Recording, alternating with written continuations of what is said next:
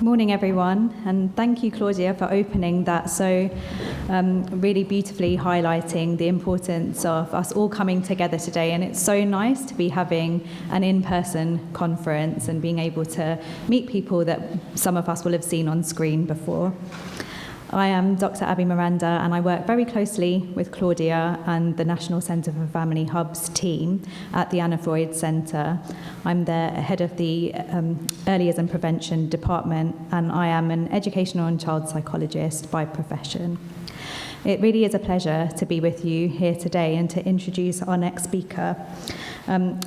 We are here because we know that the workforce needs to integrate to support children and families, particularly those in vulnerable situations where safeguarding needs are paramount. And these are really high-stakes situations in which we need to come together. So our next speaker is Josh MacAlister, and he is the Executive Chair of What Works for Early Intervention and Children's Social Care. He is also the co-founder and chair of SHIFT. And Josh led the government-commissioned independent review of children's social care, which highlighted some really powerful findings and suggestions around the need to radically reset the way that children's social care is organised to really centre the needs of children and families and to allow the workforce to be better able to support these children. And Josh's passion and commitment to the support of children in social care was evident in his campaigning for making care experience a protected characteristic.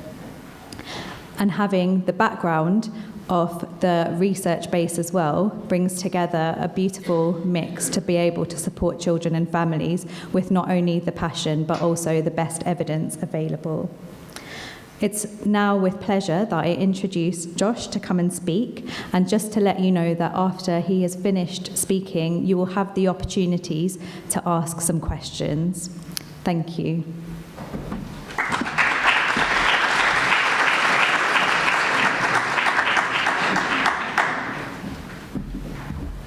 Thank you very much, Abby. And the chance to ask questions is highly dependent on my ability to not go on for too long in speaking to you this morning. Thank you very much for having me come to this event today. I've been excited about this event because it's bringing together of a lot of the themes of work that I've been focused on for the last couple of years, particularly the work of the Independent Review of Children's Social Care, but now the work that we do at the What Works Centre for Early Intervention and Children's Social Care, soon to be renamed with a shorter title that's snappier, so don't worry about remembering that for the time being. The main message from the review, which was published in May last year, was that we need to see a radical reset in how we support children and families so that children can grow up with the safety, stability and love that everybody needs to have the foundation for a good life. And that if families can't provide that safety, stability and love, that we have a care system that can. And the truth is we are a long way from that reality. There are lots of examples in the English children's social care system today that show what's possible, that show that we have the answers to radically improve the system and therefore the outcomes that children and families should expect. But we are a long way from it. The most relevant part of the findings is probably in relation to what the review describes as family help. This is the space where at the moment we have a messy, technical, highly assessment-driven environment of targeted early help, which is a relatively new concept that was created because of the failure of child in need work, as set out in Section 17 of the Children Act 89, to provide broad and generous support to families that are in crisis, where children are at risk of not reaching a reasonable level of development. The idea in the 89 Act was to have that broad category so that with flexibility and tenacity, services could meet the needs of families. And over time, that broad and general category has become an assessment pool that's principally focused on managing risk before and hopefully to avoid things reaching the stage of child protection. And because of that, we've then generated this new category called targeted early help. And what the review was trying to do, and what it has set out, and the government is now going to go forward and test in a number of areas, is to get rid of those false barriers between targeted early help and child in need work, and to get back to the principles of the 89 Act by providing intensive evidence-based interventions for families in those situations. Now, a big part of that is about money, but it's also about reform, and the review set out that we need to see a ramp up of £2 billion of additional spending on family help over the next 4 years, and that should come with some requirements to use evidence-based interventions, to have a much clearer outcomes framework, and that by doing so, using evidence from activity we already have in the English system, we would see a reduction in the number of children reaching the point of child protection concerns. We'd see a reduction in the number of children needing to enter care, and that would actually rebalance the spending in the system, so that by this time next decade, instead of being on track to have 100,000 children in England growing up in care, we would go back to the level of number of children in care that we saw at the start of the last decade, at the sort of 2010 period. Now, all of that is based, a successful children's social care system is based on the foundation of a strong bedrock of effective early intervention for families. And I think that's where the link really is very strongly with family hubs. And I think what we now know about the success of Sure Start centres is worth dwelling on just for a moment. At its peak, Sure Start reduced child hospitalisations by 13,000 per year. And it narrowed, and not many things can claim to do this, it successfully narrowed health inequality gaps. The saving from reduced hospitalisations alone accounted for and offset a third of the entire cost of the Sure Start programme. Now, that points to two things for me, really. One is the importance of long-term, high-quality impact evaluation.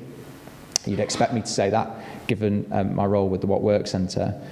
But the second is that well-executed early intervention does work, and there is growing and ever-growing evidence that it can cover its own costs, reduce later demand, and pay for itself potentially many times over. So the main message is, regardless of what you call them, we need a long-term and cross-party commitment to build back Sure Start or rapidly expand family hubs and their activity across the country, so that we can get those positive outcomes for children and families, and so that we can start to get a grip of out-of-control public services, where more and more of our spending as taxpayers is going to late-stage costly crisis intervention, and more of the energy and activity of practitioners goes to the work they want to be doing, which is getting involved in helping families earlier on for positive effect. But building back Sure Start, or radically rolling out family hubs, whatever you want to call them, that is not a case of retreading the same path of the noughties. A long-term commitment to building back children's centres needs to come with a higher level of rigour and a focus on evidence regarding a number of features. And these are about the who, the where, and the what. And first of all, on the who, we need to dynamically meet the needs of the public as they are, not retrofit our services to the needs of families based on legacy systems. And there is a lot of that within the public sector. You know, we've always offered this particular parenting programme. We've not necessarily done the work to figure out whether it's what families in that area might need. And this is why it's so important that we step up our use of robust population needs assessments to design the services that we offer children and families in the future. Population needs assessments is something that is much more in use in the health field. Children's social care local government needs to catch up and be much more curious about what health colleagues are doing with data to figure out what families may need in a particular patch and then use that insight to rebuild a family help system that meets the needs of those families. What Works, Early Intervention Children's Social Care, published a report last year on delivering childhood services in 20 areas across England and Wales, and that report, which was published in February last year, the weaknesses of understanding population needs comes through time and time again. The lack of leadership curiosity in data, the lack of time and skill in interrogating and bringing together partners to map out that data was really exposed. And unless we figure out who it is we're trying to help and what their issues and challenges are, we have no idea whether or not what we're providing is hitting the mark. The next area of rigour which is essential is over where we work, and this I think is really relevant to the question of family hubs. There is a lot of talk, and I came across a lot of this talk whilst doing the independent review, about multi-agency working and co-location. Big local authority offices filled with practitioners employed by different organisations, wearing different lanyards, talking the talk of integration, but failing to bring together their response for a family in a way that feels in a multidisciplinary approach. A major randomised control trial that the What Works Centre published a few weeks ago demonstrates that there is a real limitation to simply moving people into different buildings and expecting dramatically different results.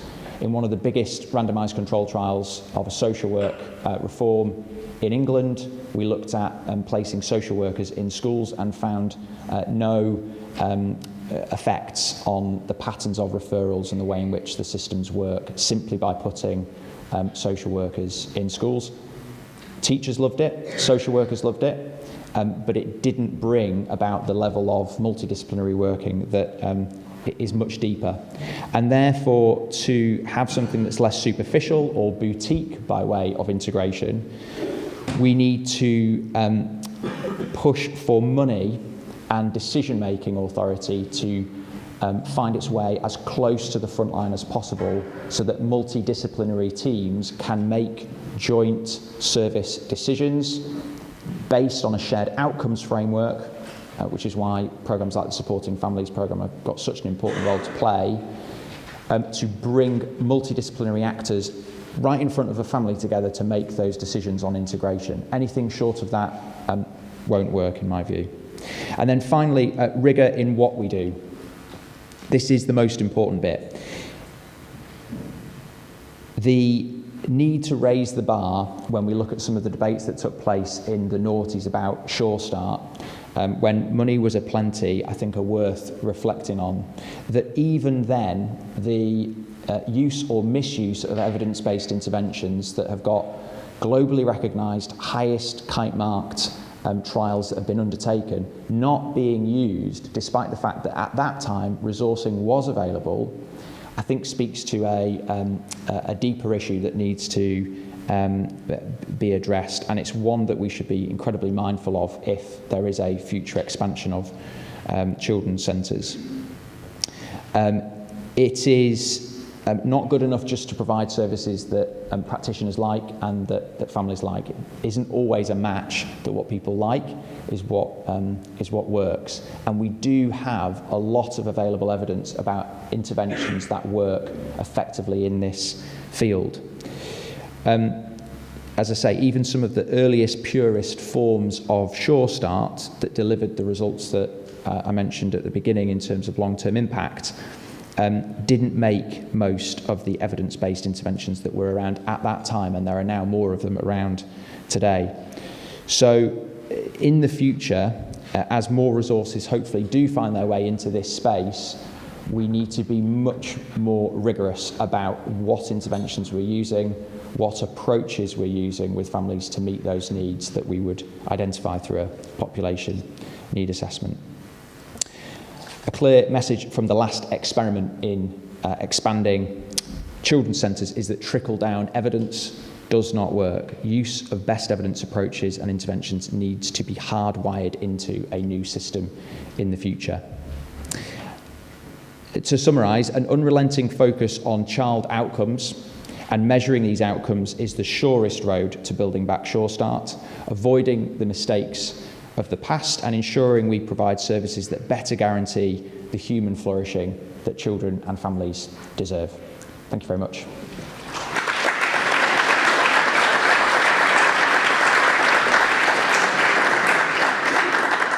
I've managed to keep 5 minutes there for questions, so happy to answer questions or take comments from people if they've got them. Okay, Neil McVicker from City York Council. Really agreed with so much of what you've said, but there was one particular point I wanted to pick out, which was linked to some of that funding, and I would recognise that what you described as child in need, and that at more acute levels of social work have a gravity to them. So without the accompanying funding, what would you say to concerns that family help will essentially just be a new name for child in need and being pulled towards that gravity of the more acute work, leaving that preventative territory as disjointed? Yeah, absolutely. I mean, this is why money needs to go with reform. Both are essential ingredients.